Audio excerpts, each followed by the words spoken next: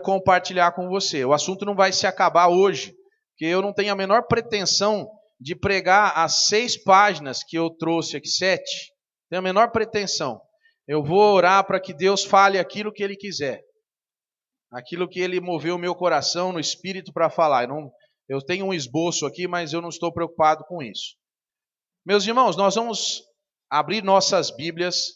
Nós até cantamos esse salmo hoje, no Salmo 24, 7. Você vai, quando você abrir sua Bíblia, no Salmo 24, versículo 7, você vai verificar o que eu estou dizendo.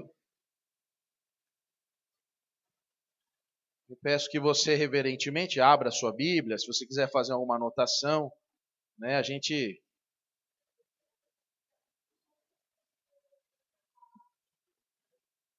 não tem nenhum problema com isso aí. Então, eu vou pedir que você abra a sua Bíblia no Salmo 24, 7. O livro de Salmos fica bem no meio da Bíblia. Se você pegar a Bíblia e abrir assim no meio, aparece Salmos aí, não é difícil. Muito bem, vamos ler então. Está aparecendo aqui em cima? Vamos ler todos juntos? Então, vamos lá.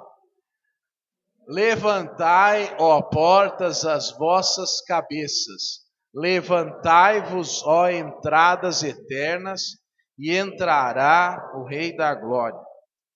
Senhor nosso Deus e nosso Pai, nós pedimos que a Tua unção, a Tua graça esteja sobre a nossa vida nesse momento. Pedimos que o Teu Santo Espírito tenha liberdade de ação em nossas vidas. E, ó Deus, fala conosco, ensina-nos a Tua verdade, a Tua palavra. Coloca o nosso coração, Senhor, dentro da Tua vontade. Ó Deus, acerta a nossa vida, traz salvação a quem não tem salvação. Ó Deus, que o Teu Santo Espírito fale a cada um, na medida em que o Senhor quer. Limpa minha mente, meu coração, que as palavras que eu disser venham de Ti. Em nome de Jesus, amém. Irmãos, quando nós nos referimos a Deus, existem 3 conceitos que são muito populares a respeito de Deus. O primeiro conceito, nós já estamos acostumados, é a onipotência de Deus. Se você perguntar para qualquer pessoa o que é a onipotência de Deus, é fácil, né? Onipotência é que Deus é todo poderoso, Ele pode todas as coisas. A Bíblia vai dizer, inclusive, que nada é impossível para Deus. Então você tem um Deus onipotente. Isso é muito interessante porque às vezes a gente pede alguma coisa para Deus, meio que duvidando se Ele pode fazer ou não. A única limitação que Deus se coloca é pela sua própria palavra. Deus não vai contra aquilo que Ele mesmo declarou. Então, por exemplo, se Deus disse que a salvação é só em Jesus Cristo, é isso que é. Então Deus não vai contra a sua própria palavra. Mas para Deus nada é impossível. Então isso é um conceito importante que você deve saber. Deus é onipotente. Quando se diz que Deus é onipotente, se quer dizer que todo o poder pertence a Deus. E se isso é verdade, então nenhuma outra coisa ou pessoa tem poder em si mesma, a menos que esse poder tenha sido dado por Deus. O próprio Cristo disse isso para Pilatos. O segundo conceito, que é muito popular de Deus, é a onisciência. Onisciência é o nosso Deus sabe todas as coisas. Ele simplesmente conhece. A Bíblia vai dizer que sabe o que nós vamos pedir em oração antes mesmo que a palavra chegue ao nossa boca. Ele conhece o que estamos pensando. Deus sabe toda a história, o passado, o presente e o futuro. Deus, de uma maneira que não é possível a nossa compreensão, conhece todos os mistérios, criou todas as coisas, as leis, como as coisas funcionam. Ele tem todo o conhecimento. Isso quer dizer que fora de Deus não há nenhum conhecimento. E se alguém tem algum conhecimento, esse conhecimento foi dado por Deus. Esse é o segundo conceito, muito conhecido. E tem um terceiro conceito, que não é uma palavra bíblica, nenhum desses mas são palavras usadas na teologia, que é a onipresença de Deus. Esse conceito precisa ser muito bem compreendido. Porque quando nós falamos de onipotência, parece que está tudo certo. Onisciência a gente não discute, mas onipresença, parem para pensar um pouquinho. Deus está presente em todos os lugares ao mesmo tempo. Isso é uma coisa interessante. Como é possível isso? Isso é possível porque Deus tem essa característica. E Deus, a Bíblia nos apresenta como um espírito. Deus não precisa de matéria. Deus não é a matéria. Mas Deus pode estar na matéria. É um conceito que uma vez eu li num livro de teologia sistemática de Wayne Grudem. Quem quer comprar esse livro é muito bom. Ele apresenta uma seguinte explicação. Que Deus, para a matéria, está como aquela esponja que você lava a louça e você coloca água lá. E a água está na esponja, mas a água não é a esponja. Ela está dentro da esponja, mas ela não é a esponja. Se você apertar a esponja, sai água. Mas se você apertar a matéria, Deus não necessariamente sai, porque você não aperta Deus. Você entendeu ou não? A onipresença de Deus é uma coisa complicada. Agora, tem gente que pensa que Deus não está em lugares onde há pecado. Onde, por exemplo, alguém está fazendo coisa errada, Deus para na porta. Então, Deus está andando assim, né? Aí está escrito lá, sei lá, boate. Aí Deus fala, aqui eu não vou entrar, porque não é um lugar para mim aqui. A onipresença de Deus quer dizer que Deus está em todos os lugares. A diferença é que Deus se manifesta de modo diferente em lugares diferentes. Por exemplo, aqui na igreja é o lugar perfeito para a manifestação da glória de Deus. Aqui você é capaz de quase que perceber Deus agindo aqui. Porque Deus se alegra, Deus está no meio do seu povo com alegria, com a manifestação da sua glória. E isso não acontece num desses lugares. Ali há a manifestação da tristeza de Deus, do repúdio de Deus. Mas Deus está lá.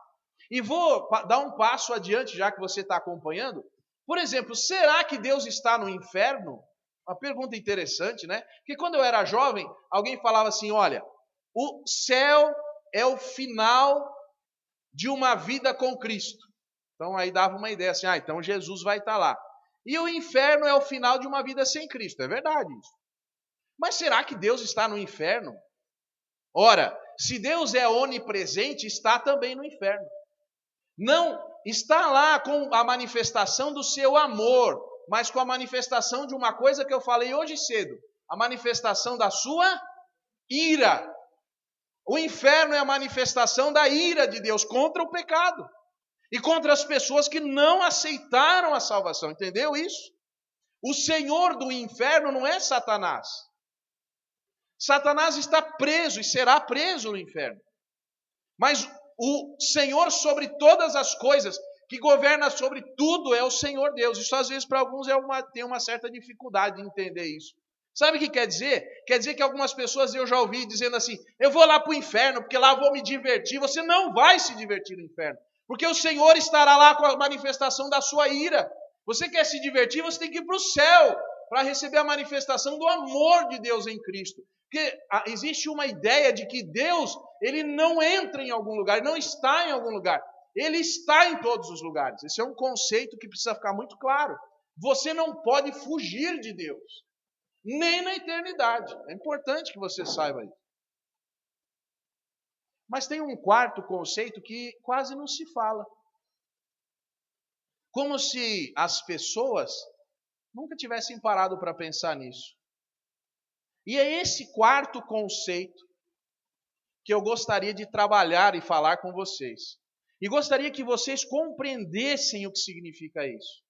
Isso é tão importante para a vida de vocês, que eu gostaria muito que, se eu pudesse, eu gostaria de cravar essa mensagem no seu coração, sem machucar. É o conceito do tempo para Deus. Na Bíblia, a palavra tempo aparece muitas vezes como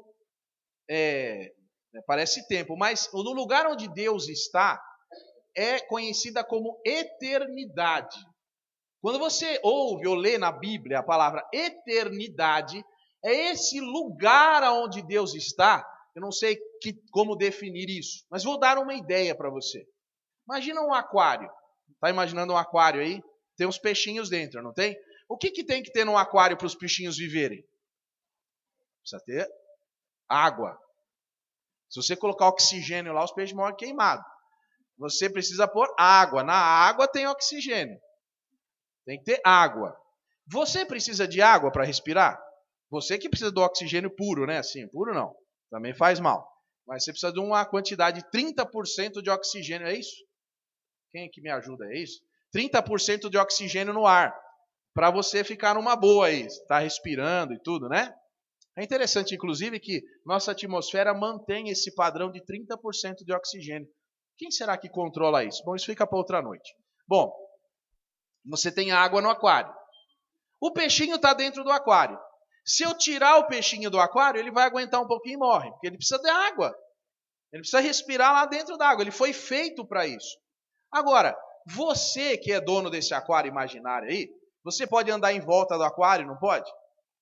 Pode dar uma volta em volta do aquário? Você pode dar um pulo em cima do aquário? Pode. Pode passar por debaixo do aquário? Se você tiver espaço lá, você passa, né? E se um ser humano quiser entrar dentro do aquário, pode? Pode. Vai, o peixinho vai cair tudo para fora. Mas ele pode entrar lá, não é isso? Tudo bem. Esse é um exemplo simples do conceito de tempo para Deus. Vou agora dizer sobre tempo. Nós estamos dentro do aquário e onde eu disse que é água é tempo. Deus pode andar em volta do tempo, sobre o tempo, abaixo do tempo, e Deus pode entrar dentro do... Mas Deus não precisa do tempo. Porque Deus criou o tempo.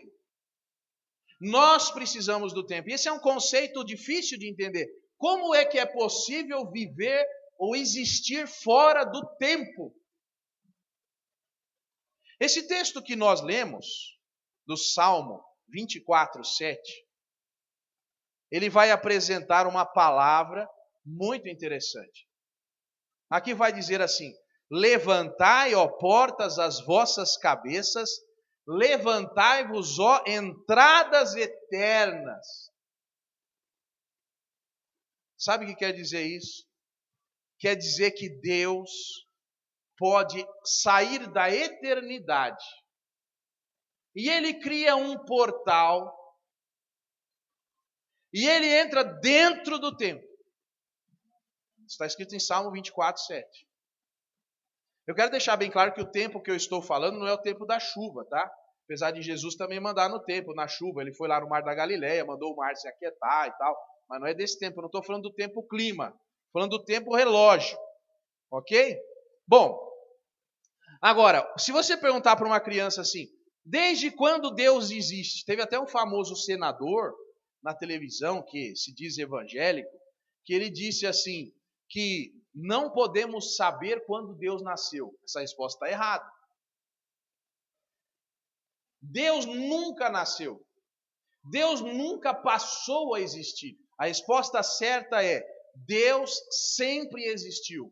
A Bíblia vai dizer de eternidade a eternidade, tu és Deus. Então, Deus nunca passou a existir. É uma coisa inconcebível para nós, né? Como que nunca Deus passou a existir? E o que tinha antes de Deus? O que tinha... Como assim? Deus não tem princípio nem fim. Deus sempre é. Isso é importante que você saiba.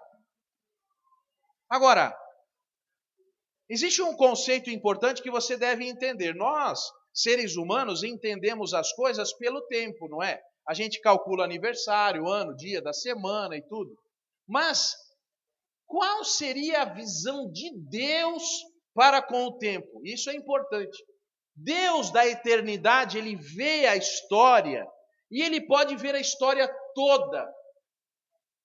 Ele pode olhar o passado, o presente e o futuro ao mesmo tempo, com a mesma realidade do agora. Para Deus, a história humana, a história do universo é totalmente presente.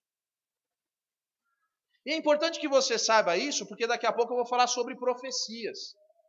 E quando você tem essa consciência de Deus, Deus não profetiza, Deus afirma o que é. Você pode não compreender, porque a nossa visão aqui da Terra é uma visão local, né? Limitada. Mas a visão de Deus é completa. Eu estou dizendo isso, quero já dar uma palhinha, né? Porque às vezes a gente ora para Deus e a gente ora assim: Senhor, se for possível, será que o Senhor podia dar uma olhada aí no meu futuro para ver o que é melhor? Será que o Senhor podia ver aí, puxar o arquivo para ver na fila? Eu já vi música, né? Que a minha vez vai chegar, então estou na fila, sorteia a minha bênção, não sei o quê. Isso é um absurdo.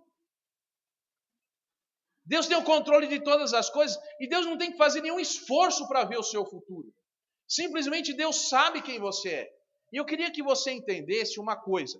Você já deve ter visto uma folha de papel. Vamos imaginar que eu pegue uma folha de papel assim e dobre ela bastante vezes. E aí com uma tesoura eu corte, depois eu abro. E vamos imaginar que eu cortei um bonequinho. Aí os bonequinhos ficam... Já viu isso? Todos os bonequinhos grudadinhos assim, você puxa assim. Então, eu vou dizer uma coisa para você. Deus não olha para você como você se vê. Você está hoje aqui, hoje, 23 de fevereiro de 2014, 8 horas e 27 minutos. Aliás, 7 horas e 27 minutos. E você está agora aqui. Mas Deus, Ele vê você como um bebê, vê você como uma criança, um adolescente, um jovem, um velho, e vê o dia da sua morte, Ele vê tudo isso ao mesmo tempo. Quando Deus olha para você, Ele vê a sua existência. Ele não vê somente aquele recorte, mas Ele vê toda a sua vida. Ele vê tudo que você foi, é e será. Todas as suas doenças, todos os seus problemas, todos de uma vez. Já pensou se você tivesse que resolver todos os problemas de uma vez que vem na sua vida? Mas Deus controla tudo isso. E Deus sabe isso. Isso é tranquilo para Deus. Por isso, quando você fala com Deus, quando você ora com Deus, você precisa ter a noção de que Deus sabe todas as coisas. E Deus está em todos os lugares. Deus é poderoso, mas mais do que estar em todos os lugares, Ele está em todos os tempos da sua vida.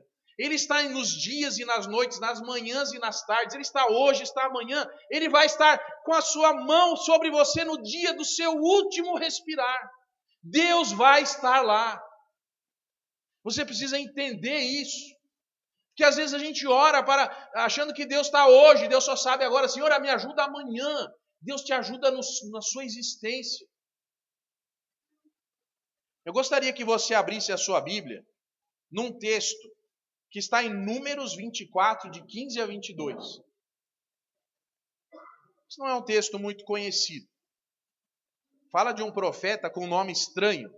Não é Balão, é Balaão. Profeta Balaão. Esse profeta não era do povo de Israel, sabia? Esse profeta era um profeta interessante de outro povo. E ele era um profeta que a ele foi encomendado que amaldiçoasse o povo de Israel. E Deus proibiu Balaão de fazer isso. Para quem não lembra a história de Balaão e sua mula, né? A mula mais inteligente do que Balaão. Mas, porque Balaão não estava enxergando Deus falando com ele. Mas aqui tem um texto que eu gostaria que você, se você puder, essa é uma pérola da Bíblia, uma coisa maravilhosa, se você puder marcar isso aí, veja o que eu vou ler. Então proferiu, Números 24, de 15 a 22. Então proferiu a sua parábola e disse: Fala, Balaão, filho de Beor, fala o homem de olhos abertos, fala aquele que ouviu as palavras de Deus e o que sabe a ciência do Altíssimo e que viu a visão do Todo-Poderoso e que cai e se lhe abrem os olhos. Agora, preste atenção.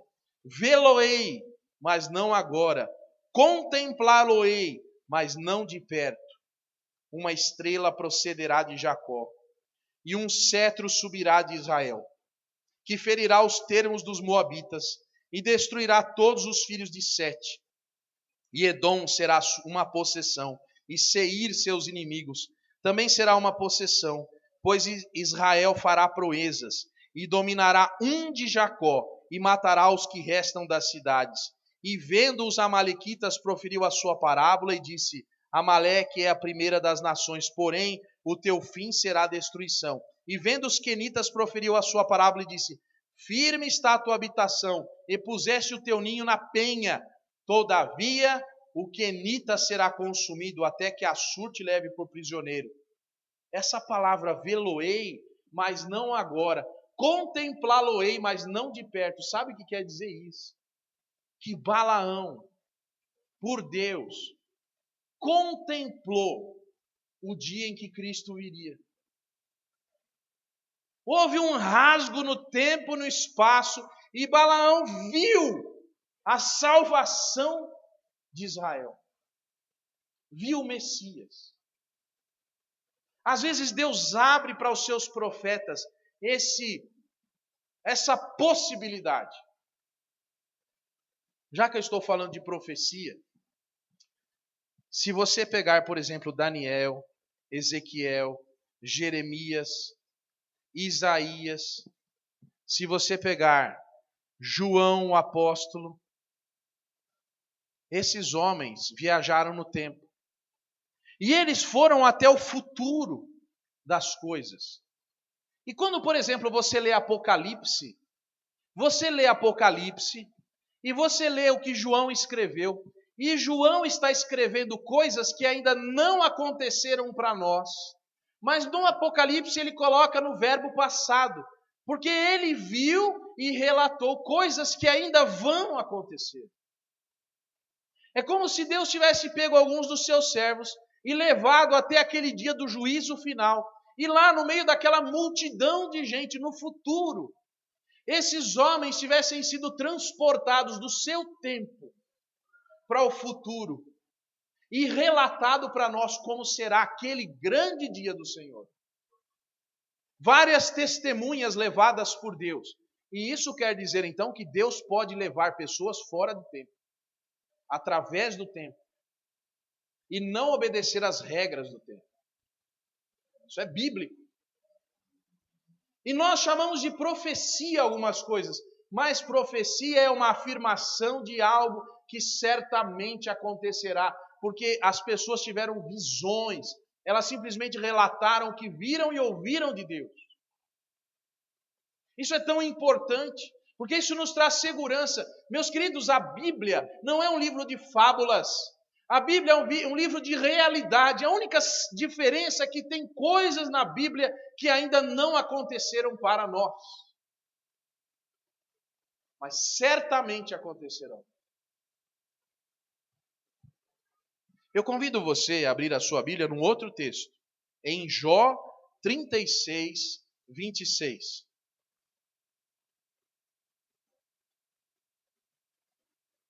A Bíblia vai dizer assim, Jó 36, 26. Eis que Deus é grande e nós não o compreendemos. O número dos seus anos não se pode esquadrinhar.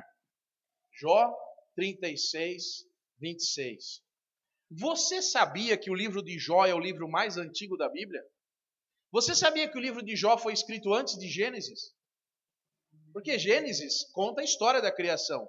Mas os estudiosos vão dizer que o livro de Jó é o livro mais antigo da Bíblia, de tempos imemoriais.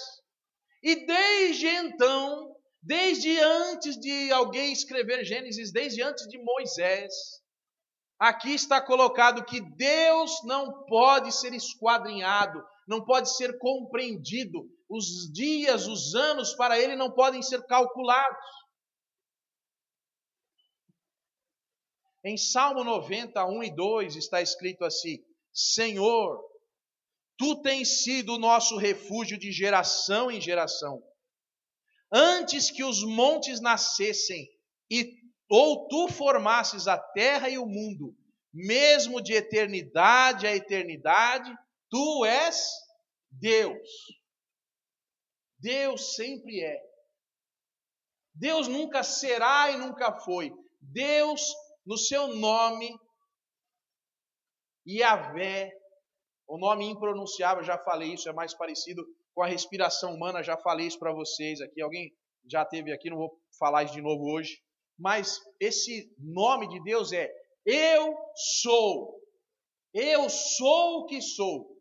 Deus sempre é. Na sua oração, na sua dificuldade, Deus é. Lá no dia do futuro, Deus é. No seu passado, Deus é. Deus sempre está presente. Deus está presente em todos os tempos. Quando você ora, quando você coloca alguma coisa diante do trono de Deus, você deve se lembrar da complexidade que isso é para você. Mas para Deus que vê todas as coisas, isso é tranquilo, é patente, é fácil dele entender. Ele está vendo tudo como se desenha, como acontece. Ainda aí pertinho no Salmo 93, de 1 a 5, a Bíblia vai dizer assim: o Senhor reina, está vestido de majestade. O Senhor se revestiu e cingiu de poder. O mundo também está firmado e não poderá vacilar. O teu trono está firme desde então. Tu és desde a eternidade. Os rios levantam, ó Senhor. Os rios levantam o seu ruído. Os rios levantam as suas ondas. Mas o Senhor está nas alturas e é mais poderoso do que o ruído das grandes águas e do que as grandes ondas do mar. Muito fiéis são os teus testemunhos. A tua santidade, a santidade convém à tua casa, Senhor, para sempre. O conceito de tempo está tão arraigado na palavra. Sabe, se você soubesse que quando você ora, a sua oração é levada em conta por Deus. Quando você está sofrendo, Deus está vendo isso. E Deus sabe o que isso vai produzir na sua vida. E Deus sabe os efeitos. E Deus tem o controle de todas as coisas. Porque além de tudo, Deus controla o tempo das coisas. A Bíblia vai dizer: o choro pode durar uma noite inteira, mas a alegria vem pela manhã. Você precisa confiar em Deus quando você pede alguma coisa a Ele, crendo que Ele vai fazer. Mas a gente vai falar de tempo, eu preciso voltar no princípio. Sabe, preciso voltar ao primeiro livro, o primeiro versículo lá de Gênesis. No princípio, criou Deus os céus e a terra. Aqui tem um conceito interessante também. A palavra princípio, ela é uma derivação na língua hebraica da palavra rosh, que significa cabeça. Não é rocha, tá? É a palavra rosh, que significa cabeça. Então, princípio é assim, se a gente fosse traduzir para uma pessoa que não entende nada, bem simples, eu ia falar assim: olha, você está vendo aqui essa folha. Então, por exemplo, aqui na igreja Batista Redentor, vamos supor que tem uma folha de papel timbrado, tem o nome da igreja, certo? Na folha lá no alto tem a sua empresa lá. Então, é como se você dissesse assim: no princípio, no cabeçalho, na margem superior, lá em cima, antes de começar o texto. Isso que significa aqui. Vamos começar uma história, mas tem um cabeçalho, tem uma coisa que indica, que faz a identidade daquela história. Tem um autor. O autor do princípio é Jesus. Como assim? Porque a palavra roche, que significa cabeça, é a palavra que foi traduzida por princípio aí para você na sua Bíblia. Mas deveria assim: no cabeçalho, ou na cabeça, ou no principal, ou acima de qualquer coisa, ou no começo, Deus criou os céus e a terra. Quer ver? Lá em Colossenses 1, 16 a 18, veja na sua Bíblia para você entender isso. Porque a Bíblia, ela tem uma conexão entre o Velho e o Novo Testamento. A Bíblia é um livro completo. O Novo Testamento, ele explica o Velho Testamento. E lá em Colossenses 1, 16 a 18 vai dizer assim, veja, fazendo uma conexão com a palavra cabeça, princípio, lá de Gênesis 1. Colossenses 1, 16 a 18. Porque nele foram criadas todas as coisas, que há nos céus e na terra, visíveis e invisíveis, sejam tronos, sejam dominações, sejam principados, sejam potestades, tudo foi criado por ele e para ele. 17. E ele é antes de todas as coisas, e todas as coisas subsistem por ele. Agora olha o 18. Olha o 18 explicando Gênesis 1:1. A Bíblia explicando a Bíblia. Ele é a cabeça do corpo, da igreja, é o princípio, é o primogênito, dentre os mortos, para que em tudo tenha preeminência. Viu? Aqui a Bíblia está dizendo, Ele é o princípio.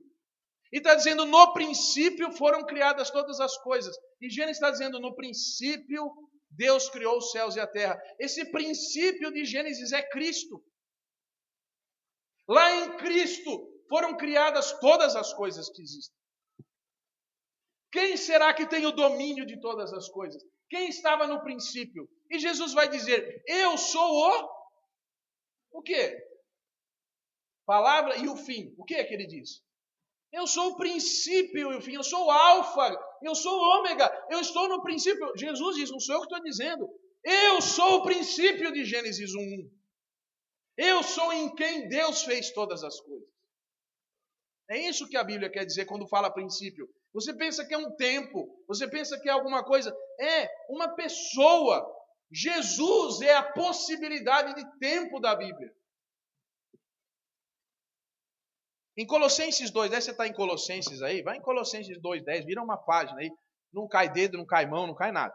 Colossenses 2:10 diz assim, e estáis perfeitos nele, que é a cabeça de todo principado e potestade. Ou seja, nenhum domínio, nenhum reino, nenhuma pessoa, absolutamente nada pode ser mais poderoso do que a cabeça que é Cristo. Agora, em Isaías 48:12, tem um texto que Deus também, o Deus do Velho Testamento, vai dizer que Ele é o mesmo. Veja aí, Isaías 48:12. Dá-me ouvidos, ó Jacó, e tu, ó Israel, a quem chamei. Eu sou o mesmo. Eu, o quê? Deus, o Deus do Velho Testamento também se intitula Eu sou o primeiro. Olha que interessante isso, porque algumas pessoas pensam que Jesus é um e Deus é outro. O conceito da trindade às vezes deturpado aí. Todos os atributos que Jesus tem, Deus tem também. Ele também reivindica-se, eu sou o primeiro. Porque Ele é e sempre foi. E Ele também é o último. Isso no Velho Testamento, deixar bem claro, hein?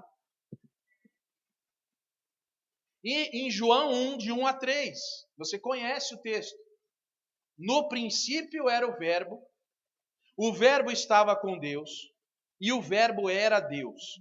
Ele estava no princípio com Deus, e todas as coisas foram feitas por Ele, e sem Ele, nada do que foi feito se fez. Então existe o Deus que é, e existe as coisas que não são. O que não é? O que não deve existir? O pecado, o mal, não é. É algo antagônico a Deus. É algo que não deve existir. É o que é anti-Deus. Quem será que vai vencer essa batalha? Deus vai. Agora eu gostaria de trazer para você uma compreensão da palavra yad, que é a palavra tempo no hebraico. Porque a gente pensa que as palavras não têm significado assim. Tempo é tempo, né? Mas sabe o que significa a palavra yad no hebraico, que a gente traduz por tempo? A última coisa que se deveria traduzir é por tempo. Eu vou explicar para você. Você conhece um carro, já viu um carro, né? Você sabe que tem uma roda lá no carro, certo? Tudo bem. A roda é presa em alguma coisa. O que será que faz a roda ficar presa? É um negócio que chama eixo. Existe um ferro lá, uma barra de ferro, uma bem simplista, né? Uma barra de ferro que a roda é presa naquilo. A roda só vira porque está presa a um eixo. O eixo traz o controle da rotação da roda. Se você tirar essa roda do eixo, ela pode matar alguém, sair rolando aí fora de controle. O eixo é o que controla a roda. Essa é uma possibilidade da palavra yad, eixo. Não é tempo. Uma outra possibilidade é a mão. Palavra mão. O que mão tem que ver com tempo? Quando a Bíblia fala no Velho Testamento de tempo, ela está falando mão. E geralmente fala da mão de Deus. O que é essa palavra? Essa palavra significa dizer o seguinte: que Deus usa o tempo como seu instrumento, como o eixo aonde as coisas na história caminham. É isso que quer dizer. O tempo é onde há o controle de Deus sobre a história. É a mão de Deus agindo. Quer ver? Vamos ver alguns textos aí para você entender isso no Velho Testamento. Olha lá. 1 Crônicas 29, 12. 1 Crônicas 29, 12. Você vai ter essa palavra, Yad. Olha aqui, ó. E riquezas e glória vêm de diante de ti, e tu dominas sobre tudo. Na tua mão, Yad, há força e poder. E na tua mão, Yad, está o engrandecer e o dar força a... Agora eu vou ler de outro, eu vou ler colocando a palavra tempo aqui. Olha aqui, ó, vou trocar mão por tempo. E riquezas e glória vêm diante de ti, e tu dominas sobre tudo. E o tempo criado pelo Senhor, no tempo criado pelo Senhor, há força e poder. E no tempo criado e controlado pelo Senhor, está o engrandecer e dar força a tudo. A mão de Deus é o tempo. Quando você olha um relógio batendo segundos, saiba, a mão de Deus está controlando o tempo. Deus controla o tempo. A mão de Deus é o tempo. Lá em Isaías 59, 1, tem um texto tão bonito,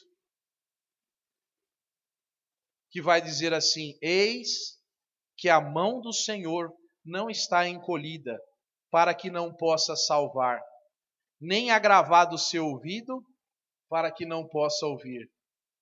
Vou trocar a palavra mão por tempo. Eis que o tempo de Deus está aí, para que possa salvar. Tempo de Deus. Em Salmo 10, 12 diz assim: levanta-te, Senhor, ó Deus, levanta a tua mão e não te esqueças dos humildes. Quando aqui está falando a tua mão, quer dizer iad, quer dizer tempo. Senhor, no tempo, lembra-te dos humildes. Que a gente traduz por mão, né? Mas você sabia que Deus não tem mão? Deus não precisa de mão, Deus é espírito. Conceito difícil de entender, não é?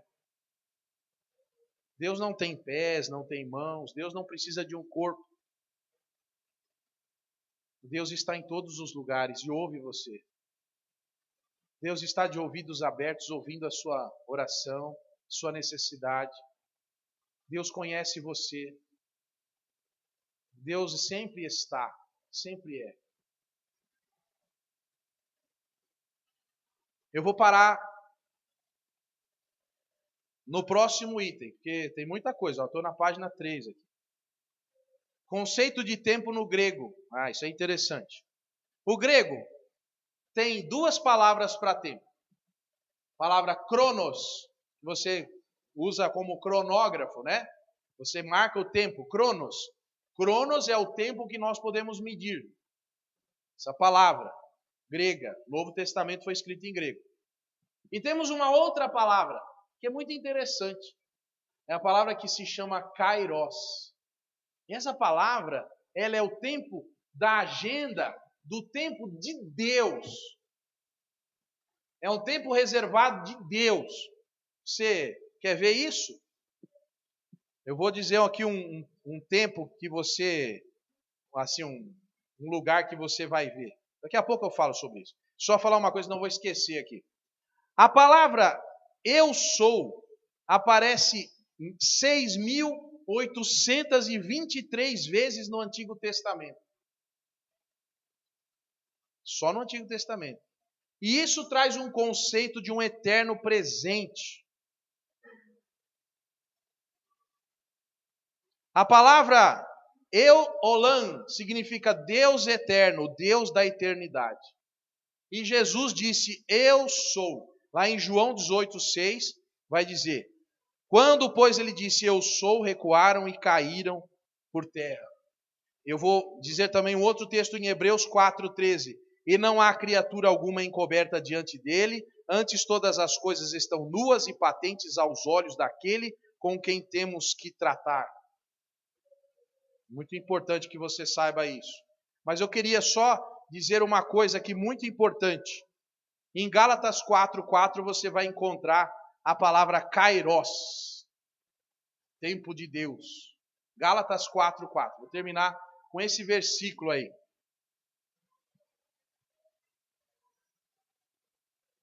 Gálatas 4:4 diz assim: mas vindo a plenitude dos tempos, Deus enviou seu filho, nascido de mulher, nascido sob a lei. Aqui quer dizer o seguinte: no kairos de Deus, não no cronos humano. Não foi quando as pessoas queriam, foi quando Deus quis. No tempo de Deus. E uma vez eu tinha acho que 14 anos e ouvi uma mensagem sobre esse texto. O pastor Eli, da Igreja Batista da Liberdade, pregou na Igreja Batista da Vila Diva. E ele disse uma coisa tão bonita sobre Gálatas 4:4. Ele disse assim, que Deus contava regressivamente para o dia que Jesus viria. Isso é tão bonito. Tempo de Deus, kairos de Deus. Sabe, a sua vida, ela está dentro do tempo. Você está aqui nessa noite e o relógio está passando. Mas a questão é, será que você tem paciência para aguardar o que Deus vai fazer na sua vida?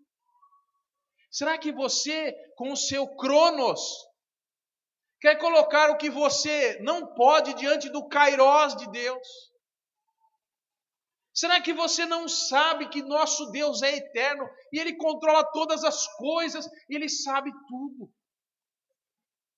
Será que você pensa que Deus não ouve a sua oração?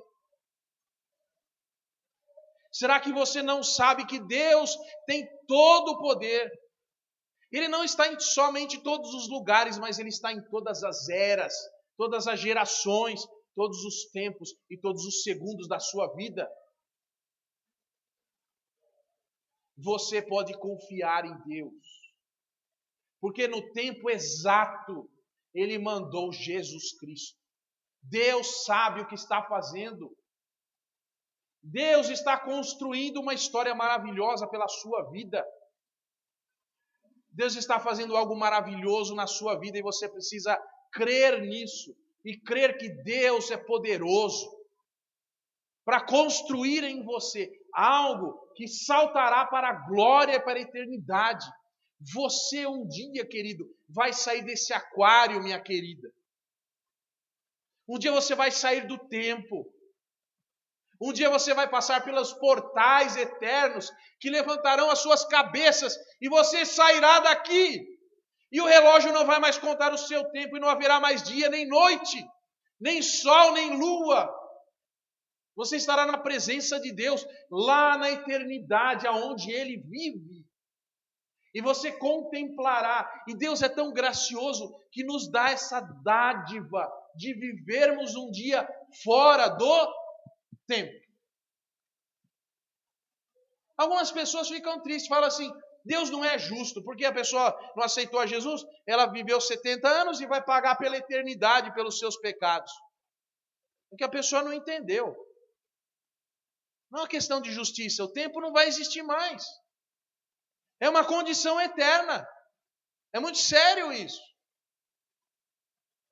Já pensou uma pessoa vivendo toda a eternidade sob a ira de Deus? Você já pensou nisso? Você já calculou? Você já imaginou o que é isso? Você já imaginou a responsabilidade que tem sobre os seus ombros de decidir, não sobre o dia de amanhã, mas sobre a sua eternidade? Você tem uma responsabilidade muito grande dada por Deus. Naquilo que você fala, naquilo que você faz, nas decisões que você toma, nas decisões, as suas decisões precisam passar a ser decisões eternas. Mesmo que eu morra agora, mesmo que eu sofra agora, mesmo que haja tribulação agora, eu sei em quem eu tenho crido e estou bem certo que é poderoso para guardar o meu tesouro até o dia final. Eu não posso sucumbir ao tempo. Eu não posso dar mão e trocar a minha pequena existência nesse corpo por algo eterno. É muito sério. As pessoas tomam atitudes curtas, atitudes pequenas. O horizonte está muito perto. Você precisa estender os seus olhos e olhar o quão longe define alguma coisa que você faz. Por exemplo, às vezes uma adolescente, eles se envolvem e aí uma gravidez, alguma coisa assim. Isso tem uma consequência de muito longo prazo. Não é uma brincadeira de uma noite. Você vê como coisas rápidas, coisas de horas, de minutos, podem se transformar em algo eterno, porque um filho nasce, uma responsabilidade eterna. Que Deus é esse que nos dá uma responsabilidade tão grande? A minha oração é que em Cristo você compreenda as coisas que você faz, você fala, as coisas que você decide. Eu aconselho você, opte por Jesus Cristo. Você não é obrigado a fazer isso, mas eu aconselho você. Eu encorajo você. Eu digo, por favor, para o seu próprio bem, vá para perto de Cristo e faça o que Ele está pedindo, por mais absurdo que pareça, porque Ele está vendo a sua eternidade. O apóstolo Paulo, ele tinha uma dor, uma sensação, ele orou, e a Bíblia vai dizer que ele orou 3 vezes. E Deus disse para ele, Paulo, a minha graça te basta. De outra forma, dizendo assim, Paulo, eu sei que isso permite que você continue aí, ajoelhado, orando, dentro do templo, meu servo. Se eu tirar as coisas de você, eu estou olhando a sua eternidade, Paulo. É muito sério isso. Nós vamos participar da ceia agora. Sabe, eu marquei um versículo aqui, eu quero que você abra para a ceia já. Então, na ceia, pode já vir o pessoal tudo aí, subir aqui. Pessoal tudo não, só quem vai, nada de pessoal tudo. É só o pianista e só uma pessoa do cântico, porque eu não pedi para ninguém subir aqui hoje, quero todo mundo prestando atenção aqui, não quero ninguém distraído. A pessoa vem na igreja, ficar distraída no Facebook, é um pecado. Bom, lá no céu não vai ter Facebook, graças a Deus. Bom, pedir para os diáconos virem aqui à frente. Nós vamos cantar o hino 123 que eu pedi para cantar. Mas eu quero que você abra a sua Bíblia em Lucas 22, 18. Olha bem para esse versículo aí. Você tem que se enxergar aí, meu querido.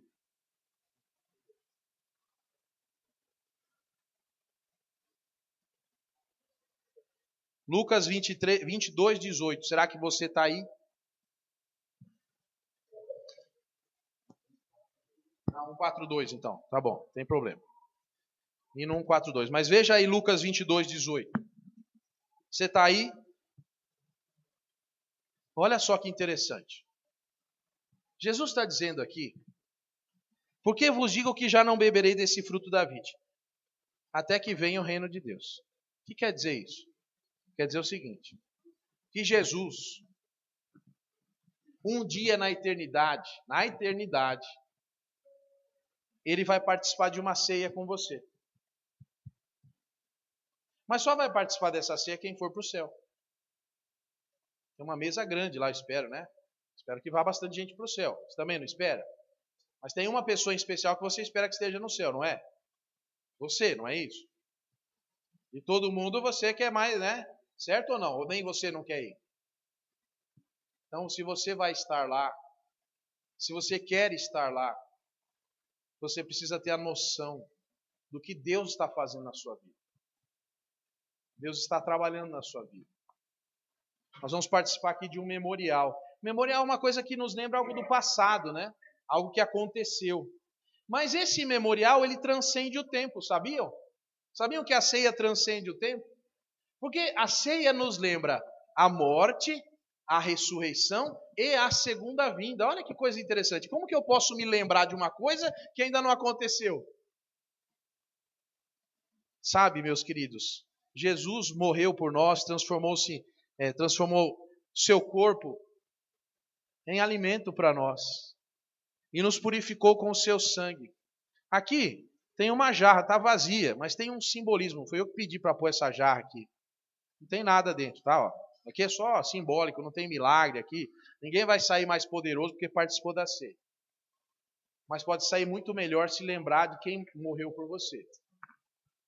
Essa jarra aqui significa que nós devemos purificar a nossa vida. Nós devemos nos lavar. Nós devemos sempre estar santos para Deus.